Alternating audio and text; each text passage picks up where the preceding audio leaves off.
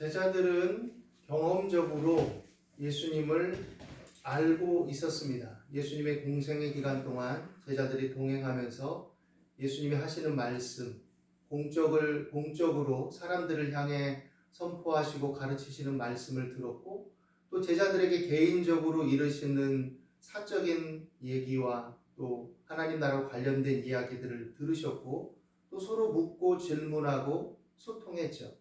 함께 먹고 마시며 온종일 동행하고 함께 다녔습니다.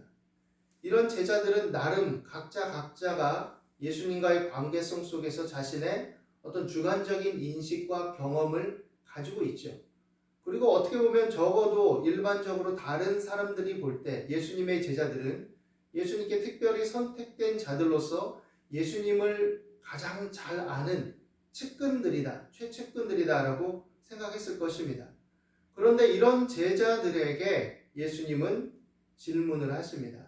빌립보 가이사랴 지방에 이르렀을 때 먼저 제자들에게 묻습니다. 사람들이 인자를, 즉 예수님을 누구라 하느냐? 그래서 그들이 말하죠. 더러는 세례 요한, 더러는 엘리야, 어떤 이는 예레미야나 선지자 중에 하나라 하나이다. 예수님은 이제 제자들에게 묻습니다. 너희는 나를 누구라 하느냐?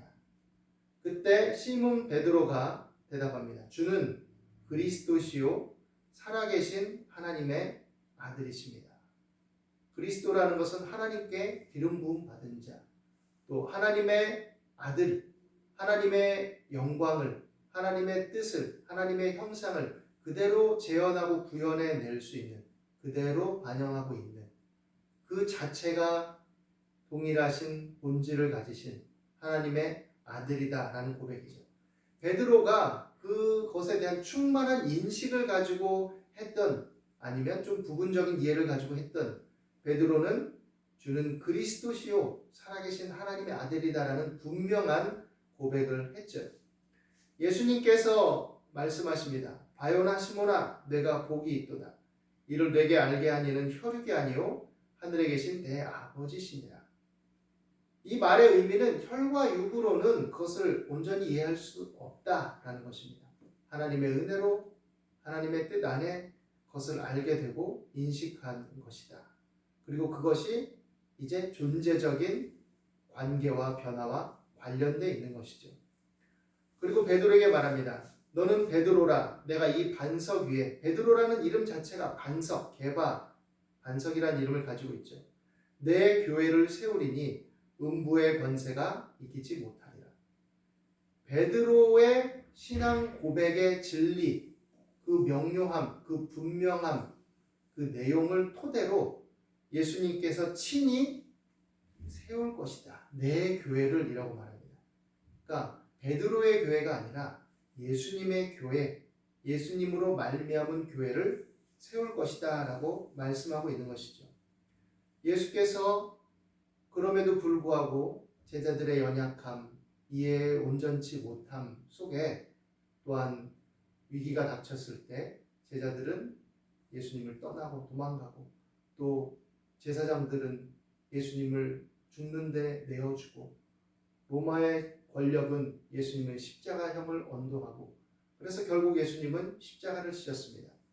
이것이 어떻게 볼 때는 하나님의 또한 독생자요 그리스도로서, 메시아로서, 구원자로서 무능하고 어리석고 미련해 보이는 길을 선택한 것처럼 표면적으로는 보였지만 이것에 역설이 있음을 말하죠. 이 과정을 통해서 하나님께서 우리 모든 죄와 저주와 질고를 죄 없으신 한 분 예수님이 감당하도록 허락하셨고, 예수님은 기꺼이 그 대가를 지불하셨고, 또 그로 말미암아 헛된 제사와 헛된 논쟁을 그치게 하셨고, 참 마음과 온전한 믿음으로 하나님의 형상을 따라 열매 맺도록 성령이 우리 가운데 임하시는 그러한 계기를 만들어 놓으신 것이죠. 십자가를 지시고 부활하신 예수님은 승천하신 이후 또한 신약의 교회가 시작되도록 하셨습니다. 사도행전 1장 5절에 근거하면 요한은 물로 세례를 베풀었으나 너희는 몇 날이 못되어 성령으로 세례를 받으리라라고 예수님이 하신 말씀을 언급하고 있습니다. 그리고 그 예수님의 약속에 따라 승천하신 후 첫 오순절, 오늘 우리가 지키는 이 성령 강림절에 그리스도의 영이신 성령께서 제자들, 하나님의 백성들에게 임하셨고 그들은 성령의 충만을 받았다라고 성경은 우리에게 일러주고 있습니다. 사도행전 2장에 보면 그것이 기록되어 있죠. 사도행전 2장 1절부터 4절에 보면 제가 읽어드리겠습니다. 오순절 날이 이미 이르매 그들이 다 같이 한 곳에 모였더니 호련히 하늘로부터 급하고 강한 바람 같은 소리가 있어 그들이 앉은 온 집에 가득하며 마치 불의 혀처럼 갈라지는 것들이 그들에게 보여 각 사람 위에 하나씩 임하여 있더니 그들이 다 성령의 충만함을 받고 성령이 말하게 하심을 따라 다른 언어들로 말하기를 시작하니라. 성령의 충만함을 받고 이제 비로소 그들이 그리스도의 제자요 하나님의 백성이요 하나님의 자녀로서 확고한 정체성을 갖고 그리스도의 몸된 교회로서의 기능을 시작했습니다. 사도행전 11장 15절 16절에 보면 베드로가 이방인들에게도 이날 성령 세례를 부어주신 것과 똑같이 성령 세례를 부어주었으니 그들을 우리와 하나 된 형제로 받는 것이 타당하다라고 말하는 장면이 나오죠. 이방인들에게도 처음 우리가 성령으로 받은 세례를 똑같이 받았고 그때 너희가 요한은 물로 세례를 베풀었으나 너희는 성령으로 세례를 받으리라 하신 말씀이 생각났다라고 증언하고 고백하고 있죠. 이 성령의 세례를 통해 하나님의 자녀로서의 정체성의 확고함을 부여받게 되고 또 새로운 피조물로서 새 언약의 백성으로서 존재하게 된다라는 것을 말하고 있습니다. 에베소서 4장 1절로 12절에 의하면 교회는 이러한 성령의 함께하심과 더불어 성령의 은사, 성령께서 주시는 은사를 통해서 제대로 기능하게 된다라고 말하고 있습니다. 에베소서 4장 1절로 12절을 제가 읽어드리겠습니다. 그러므로 주 안에서 갇힌 내가 너희를 권하노니 너희가 부르심을 받은 일에 합당하게 행하여 모든 겸손과 온유로 하고 오래 참음으로 사랑 가운데서 서로 용납하고 평안에 매는 줄로 성령이 하나 되게 하신 것을 힘써 지키라. 몸이 하나요 성령도 한 분이시니 이와 같이 너희가 부르심의 한 소망 안에서 부르심을 받았느니라. 주도 한 분이요 믿음도 하나요 세례도 하나요 하나님도 한 분이시니 곧 만유의 아버지시라. 만유 위에 계시고 만유를 통일하시고 만유 가운데 계시도다. 우리 각 사람에게 그리스도의 선물의 분량대로 은혜를 주셨나니 그러므로 이르기를 그가 위로 올라가실 때에 사로잡혔던 자들을 사로잡으시고 사람들에게 선물을 주셨다 하였도다. 올라가셨다 하였은즉 땅 아래 낮은 곳으로 내리셨던 것이 아니면 무엇이냐. 내리셨던 그가 곧 모든 하늘 위에 오르신 자니 이는 만물을 충만하게 하려 하심이라. 그가 어떤 사람은 사도로 어떤 사람은 선지자로 어떤 사람은 복음 전하는 자로 어떤 사람은 목사와 교사로 삼으셨으니 이는 성도를 온전하게 하여 봉사의 일을 하게 하며 그리스도의 몸을 세우려 하심이라. 성령은 존재적인 변화, 존재적인 새로움을 불러일으키기도 하지만 또한 그리스도의 영이신 성령께서는 우리 가운데 각 섬김의 직분, 봉사의 직분, 그리스도의 몸을 이루는 직분과 기능을 담당하도록 그에 걸맞은 기능을 감당할 수 있는 은혜를, 힘을, 또 기능을 선물로 주신다라고 말씀하고 있습니다. 그리고 그 목적이 뭐냐? 그리스도의 몸된 교회를 하나로 이루어서 서로 하나가 되어서 주님의 일을 감당하고 한 몸된 공동체로서 그리스도의 뜻을 따라 살아가도록 하기 위함이다 라고 말씀하고 있는 것이죠. 그리고 이 기능적인 행위들, 기능적인 실천적인 삶의 어떤 행동과 도모하는 여러 일들은 열매를 맺는 것을 지향합니다. 그래서 갈라디아서 5장 22절에 이하에 보면 성령을 받은 사람들, 성령의 은사를 받고 그 기능을 행하는 사람들이 어떤 열매를 맺어야 되는지 말하는데 오직 성령의 열매는 사랑과 희락과 화평과 오래 참음과 자비와 양선과 충성과 온유와 절제니 이 같은 것을 금지할 법이 없느니라 라고 말합니다. 이런 인격적 특성의 열매들이 어떤 법으로 제재하고 막을 수 없다라는 거죠.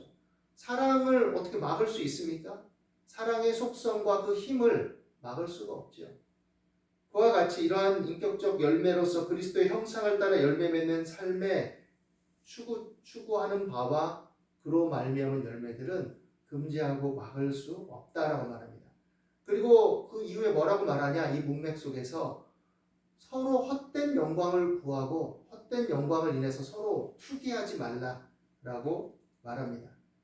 헛된 영광을 구하는 것은 자기를 주장하고 자기를 내세우고 은근히 다른 사람을 밑에 두고 어떤 성령의 은사나 하나님의 일을 감당하면서 그것을 자기의 어떤 욕망의 기제로 삼아서 다른 사람들에게 어떤 영향력을 행사하고 자기를 높이고 자기 만족을 꾀하고 이런 여러 가지 양상들을 얘기하고 있는 것이죠. 그런 헛된 영광들을 구하는 것이 문제다라는 겁니다.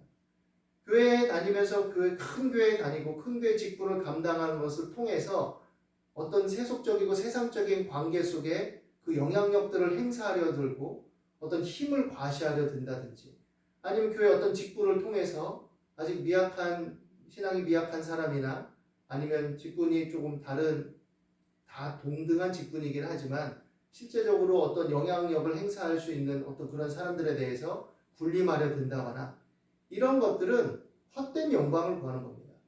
목사들이 성도들의 존중을 받고 존경을 받을 수 있겠지만 그러나 그것을 통해서 마음이 약한 성도들, 의존적인 성도들의 마음을 유린하고 자신의 어떤 힘을 과시하고 자기의 어떤 인간적 만족을 추구하려고 그 심리들을 이용하는 것, 헛된 영광을 구하고 악한 짓을 행하는 것이죠.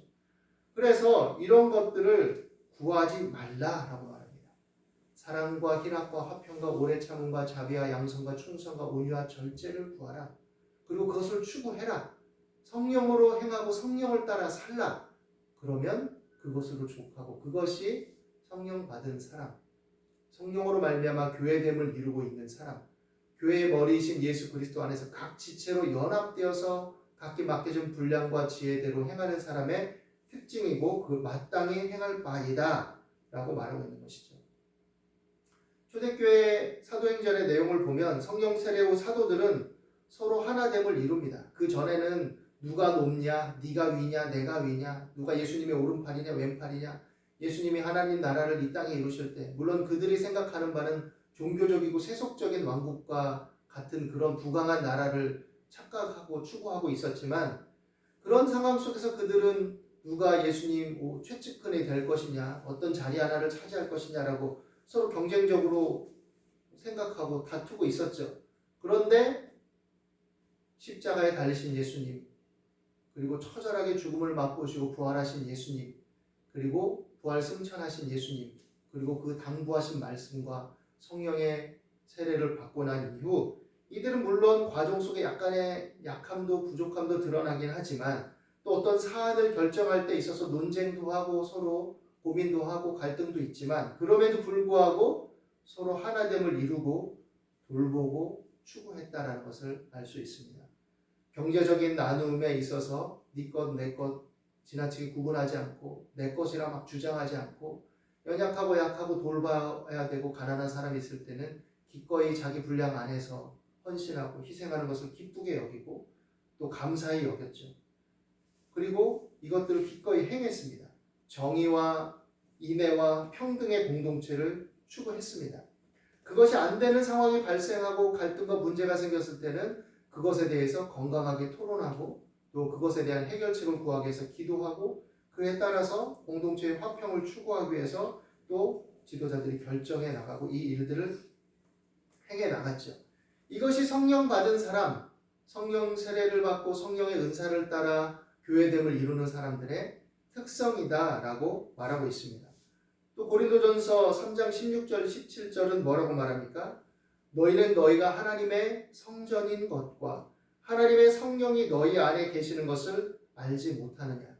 누구든지 하나님의 성전을 더럽히면 하나님이 그 사람을 멸하시리라.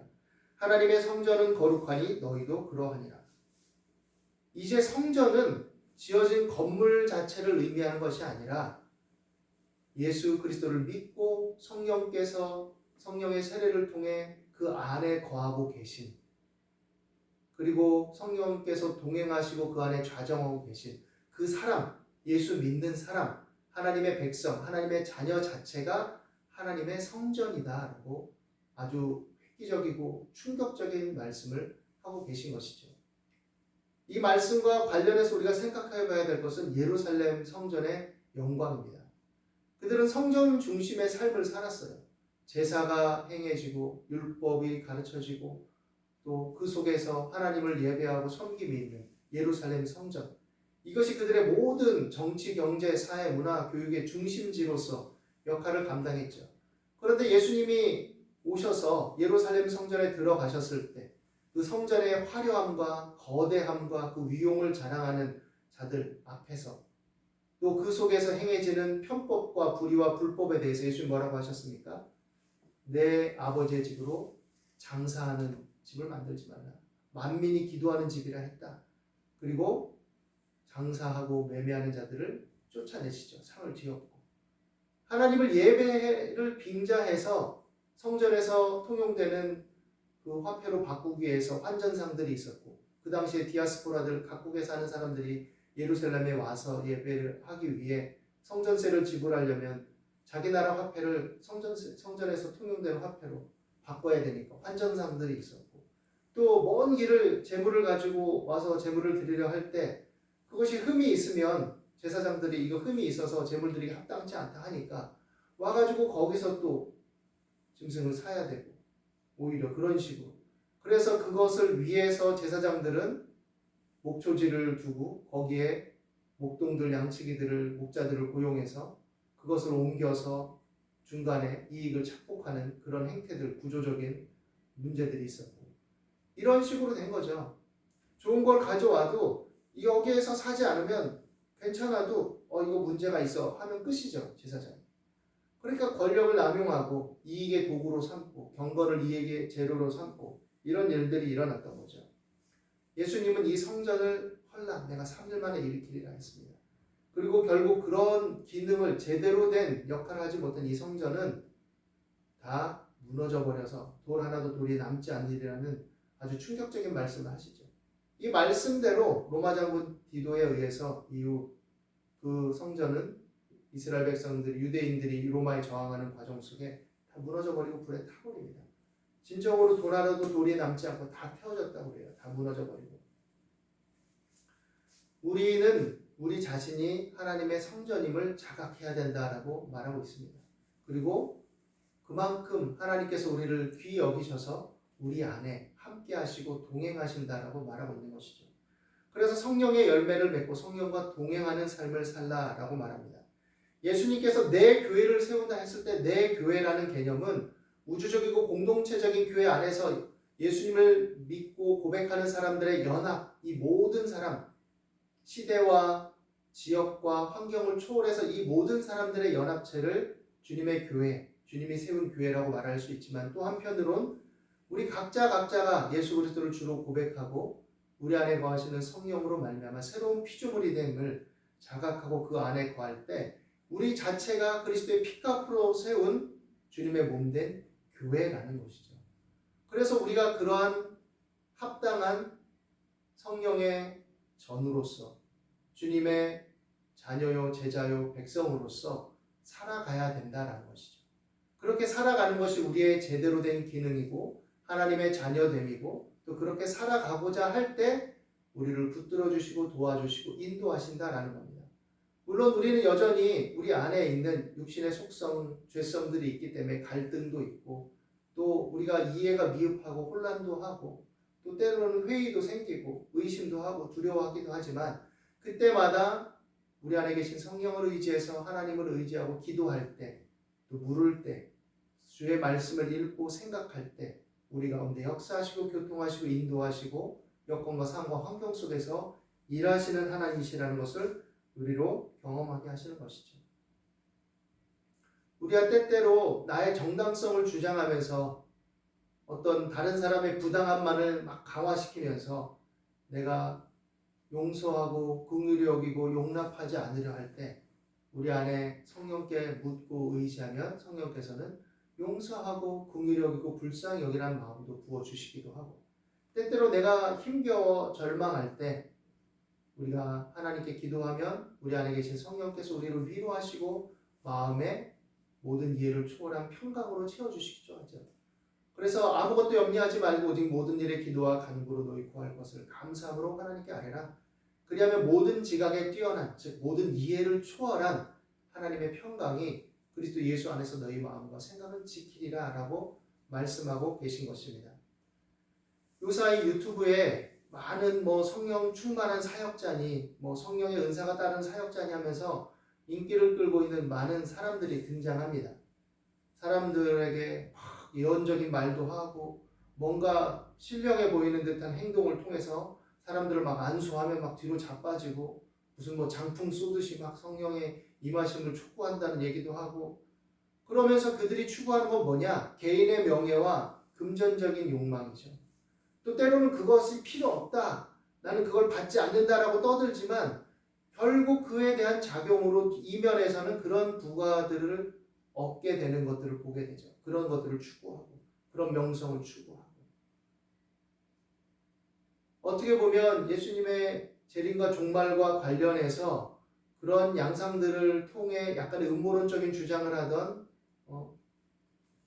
차모라는 사람이 얼마 전에 주님이 곧 오실 테니 우리가 주님만 바라보며 가자고 해놓고는 자신은 걷어들인 헌금이나 많이 팔린 그 책 인쇄를 통해서 호화로운 집에서 살고 또 여성 문제를 일으키고 이래서 지금 지탄의 대상이 되고 문제가 있는 경우를 보게 되죠.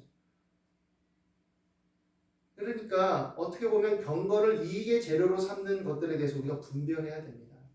성령의 충만함과 성령의 열매는 인격적 삶의 열매로서 하나님의 형상을 따라 열매 맺는 것과 직접적으로 연결되어 있는 것이지, 헛된 영광을 구하고 어떤 눈에 보이는 어떻게 보면 신비해 보이는 것들을 추구하고 그것들로 인해서 사람들을 현혹하는 행태들, 그것에 의해서 감정적이고 심정적인 어떤 카타르시스나 위안만을 추구하는 그런 행태들을 조장하는 것, 불안하고 연약한 심리들을, 의존 심리들을 이용해서 자신의 어떤 강력한 절대적인 카리스마적인 행태들이 진정한 카리스마도 아니죠. 그것에 의존하게 만드는 것, 이것은 아니라는 얘기죠. 진정한 사역은, 진정한 교회됨의 어떤 역할은 각자 연약하고 부족한 사람의 의존성에 대해서 용납하고 그 의존을 받아들이기도 하지만, 각자가 하나님 안에 1대1 관계로 주체적으로 서 나갈 수 있도록 천천히 돕고 기다려주고 위로하고 격려하고 붙들어주는 역할을 하는 것이지, 내 영향력을 강력하게 발휘해서 그 사람을 유린하고 그 사람의 인격을 내가 사로잡는 것이 아니라는 것을 깨달아야 됩니다. 우리 인격을 사로잡되 우리에게 강력한 주체성을 부여해 주시는 건 오히려 하나님이시죠. 진정한 성령의 충만은 우리가 하나님께 매인봐도 되지만, 그러나 굉장히 인격적이고 독립적이고 주체적인 인간으로 만들어주신다는 것도 깨달아야 되는 거예요. 그렇지 않으면 자신의 불안한 심리 속에, 심리적인 병리 속에 자꾸 의존적인 성향을 가지고 신앙생활을 하고 그것을 통해서 하나님의 은혜를 받는다고 착각하죠. 오늘은 성령 강림 주일입니다. 우리가 진정으로 성령으로 충만한 사람, 하나님의 자녀됨이 무엇인지에 대해서 되짚어보고 진정한 교회됨을 이루는 그리스도의 공동체로서 머리 대신 주님의 뜻을 따라 우리가 어떻게 살아야 될 것인지를 생각하면서 하나님을 가까이 하고 주님의 영으로 충만해서 주님께 사로잡힌 바 되되 주체적이고 독립적인 하나님의 자녀다운 자기만의 독자성과 개성과 개별성을 확보할 수 있는 지혜로운 믿음의 사람들이 될 수 있기를 예수님의 이름으로 축원합니다. 기도하겠습니다. 하나님 아버지, 오늘도 우리 가운데 함께 하심을 감사합니다. 주님의 몸된 교회됨을 우리가 온전히 이루기 위해서 서로 돌아보아 사랑과 선행을 격려하고 성령의 은혜를 맺으며 서로 헛된 영광을 구하고 또 투기하는 그런 어리석은 짓을 하지 않게 도와주시고 분별력 있게 해주셔서 우리가 심리적인 불안이나 두려움이나 결핍으로 인해서 그릇된 의존 행태에 빠지지 말고 굳세게 서서 하나님의 자녀됨을 이루고 또 우리 교회 공동체가 연약한 자들을 붙들어주고 위로하고 격려하되 아버지 안에 그들이 하나님 안에 바르게 서 나갈 수 있는 참된 섬김을 해 나갈 수 있도록 주의 종들과 주의 자녀들 가운데 역사하여 주옵소서.